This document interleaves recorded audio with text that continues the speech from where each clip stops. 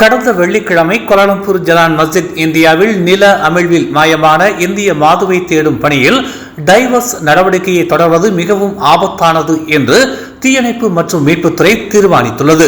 வலுவான நிலத்தடி நீர் நீரோட்டங்கள், மீட்பவர்களுக்கு மட்டுப்படுத்தப்பட்ட இடம் மற்றும் தேடல் பகுதியில் குப்பைகள், கடினமான அடைப்புகள் இருப்பது உள்ளிட்ட பல ஆபத்து காரணிகள் இருப்பதாக தீயணைப்பு மற்றும் மீட்புத்துறை தலைமை இயக்குனர் நூர் ஹிஷாம் முகமது தெரிவித்தார். இன்று முன்னதாக உள்ளே நுழைந்த 2 டைவர்களிடமிருந்து பெறப்பட்ட கருத்துகளுக்கு பிறகு பாதிக்கப்பட்டவரை தேடுவதற்கு தொடர்ந்து டைவிங் செய்வது மிகவும் ஆபத்தானது என்று தாம் முடிவு செய்ததாக அவர் கூறினார். காங்கிரீட் தொகுதிகள் போன்ற திடப்படுத்தப்பட்ட கொழுப்புகளை உடைப்பது மிகவும் கடினம் என்று கண்டறியப்பட்டதாக அவர் தெரிவித்தார். 8 பேர் வரை அவர்களை கயிறுகளால் இழுத்தாலும் கூட வெற்றி பெற முடியவில்லை. உள்ளே நுழைவதற்கு இடம் இல்லை என்பதை கண்டறிந்ததாக அவர் தெரிவித்தார். இடம் மிகவும் குறுகலாக இருந்ததாகவும் மேலும் டைவர்ஸ் உள்ளே நுழைய தட்டையாக இருக்க வேண்டும் என்றும் அவர் குறிப்பிட்டார். அதே நேரத்தில் நீர்மட்டம் உயர்ந்ததாகவும் அதிக ஆபத்துகள் இருப்பதால் ஸ்கூபா குழுவை திரும்ப பெற ஒப்புக்கொண்டதாகவும் அவர் தெரிவித்தார். கேமரா காட்சிகளின் அடிப்படையில் நீர் கொந்தளிப்பு வலுவாக இருந்ததால் உடலின் எந்த உருவமும் இல்லை என்பதை தாம் தெளிவுபடுத்த விரும்புவதாகவும் அவர் கூறினார். அந்நிய முதலீடுகளை ஈர்ப்பதற்கான ஒப்புதல் செயல்முறை மற்றும் மக்கள் நலனுக்கான மேம்பாட்டு திட்டங்கள் துரிதப்படுத்தப்பட வேண்டும் என்று பிரதமர் டதஸ்ரீ அன்வார் இப்ராஹிம் கேட்டுக் கொண்டுள்ளார். நாட்டில் முதலீடு செய்ய முடிவெடுக்கும் போது சாத்தியமான முதலீட்டாளர்கள் கருத்தில் கொள்ளும் முக்கிய காரணிகளில் ஒன்று தேவையான உள்கட்டமைப்பு தான் என்று அன்வார் தெரிவித்தார். அரசாங்கத்தின் செயல்பாடுகளை கடந்த ஆண்டுகளுடன் ஒப்பிடாமல் நாட்டின் முன்னேற்றத்தை மற்ற நாடுகளுடன் ஒப்பிட்டு துல்லியமாக மதிப்பிட வேண்டும் என்று அவர் தெரிவித்தார். மியான்மர், தாய்லாந்து, இந்தோனேசியா மற்றும் சிங்கப்பூர் போன்ற அண்டை நாடுகளுடன் ஒப்பிடலாம் என்று தாம் அமைச்சரவைக்கு முன்மொழிந்ததாகவும் இதன் மூலம் திறமையானவர்களா இல்லையா என்பதை மதிப்பீடு செய்யலாம் என்றும் அவர் விளக்கினார். மலேசியர்கள் மற்றவர்களை புண்படுத்தும் உள்ளடக்கம் மற்றும் கருத்துக்களை பரப்புவதிலிருந்து தங்களை விடுவிக்க முயற்சி செய்ய வேண்டும் என்று தகவல் தொடர்புத்துறை அமைச்சர் ஃபாமி ஃபாஜில் கேட்டுக் கொண்டுள்ளார். மக்கள் தங்களின் கருத்துக்களை வெளியிட சுதந்திரமாக இருக்கும் போது நல்ல பழக்க வழக்கங்களை கடைபிடிக்க வேண்டும் என்று அவர் வலியுறுத்தினார். முஸ்லிம்களை பொறுத்தவரை குர்ஆன் மற்றும் ஹதீஸுக்கு திரும்ப வேண்டும் என்றும் முஸ்லிம் அல்லாதவர்கள் ருகுன் நெகாராவின் கொள்கைகளை, குறிப்பாக மரியாதை மற்றும் ஒழுக்கத்தை உறுதியாக கடைபிடிக்க வேண்டும் என்றும் அவர் கூறினார். பகாங் உள்நாட்டு வர்த்தகம் மற்றும் வாழ்க்கை செலவின அமைச்சு நேற்று வாகன உதிரி பாகங்கள் மற்றும் மாற்றி அமைக்கப்பட்ட எரிபொருள் தொட்டிகளுடன் அடங்கிய 8,09,205 மதிப்புள்ள பொருட்களை கைப்பற்றியது.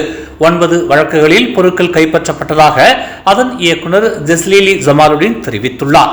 அவற்றில் வாகன உதிரி பாகங்கள், மாற்றி அமைக்கப்பட்ட வாகனங்களில் உள்ள உதிரி எரிபொருள் தொட்டிகள் மற்றும் மானிய விலையில் டீசல் சம்பந்தப்பட்ட மோசடி நடவடிக்கைகளில் ஈடுபட்ட ஆவணங்கள் ஆகியவையும் அடங்கும் என்று அவர் இன்று ஒரு அறிக்கையில் தெரிவித்தார். போக்குவரத்து அமைச்சின் பணத்தை திரும்ப பெறும் விதி விமான நிறுவனங்களுக்கு மட்டுமின்றி விமான நிலைய ஆபரேட்டர்கள் உட்பட அனைத்து பங்குதாரர்களுக்கும் பொருந்தும் என்று ஏர்-ஏசியாவின் கேபிட்டல் ஏ நிறுவனத்தின் தலைமை செயல்முறை அதிகாரி தான்ஸ்ரீ டோனி பெர்னாண்டஸ் தெரிவித்துள்ளார். போக்குவரத்து அமைச்சர் அந்தோனி லோக் செப்டம்பர் 2ஆம் தேதி முதல் 5 மணி நேரம் அல்லது அதற்கும் மேற்பட்ட விமான தாமதங்களுக்கு முழு பணத்தையும் திரும்ப பெறுவதற்கான விருப்பத்தை விமான நிறுவனங்கள் பயணிகளுக்கு வழங்க வேண்டும் என்று அறிவித்தார். இருப்பினும் சப்ளையர்களால் ஏற்படும் தாமதங்கள், போக்குவரத்து கட்டுப்பாடு மற்றும் தகவல் தொழில்நுட்ப செயல் இழப்பு போன்றவற்றின் சாத்தியக்கூறுகள் இருப்பதால் விதியில் சில விலக்குகள் இருக்க வேண்டும் என்று பெர்னாண்டஸ் கேட்டுக்கொண்டார். டிஏபி இருக்கும் வரையில் மலாய்க்காரர்களுக்கு மலேசியாவில் பாதுகாப்பு இல்லை என்று பாஸ் கட்சியின் மூத்த தலைவர் ஹஷிம் ஜாசிம் தெரிவித்துள்ளார்.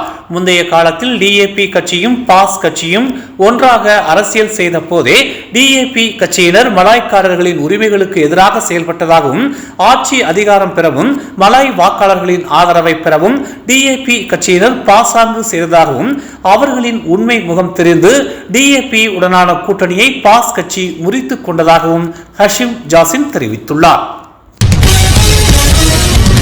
பாஸ் கட்சியுடனான கூட்டணி முறிவுக்கு காரணம் மலேசியர்களில் பிளவுபடுத்தி பார்க்கும் பாஸ் கட்சியின் செயல்தான் என்று டிஏபி கட்சியின் பொதுச் செயலாளர் அந்தோனி லோக் தெரிவித்துள்ளார்.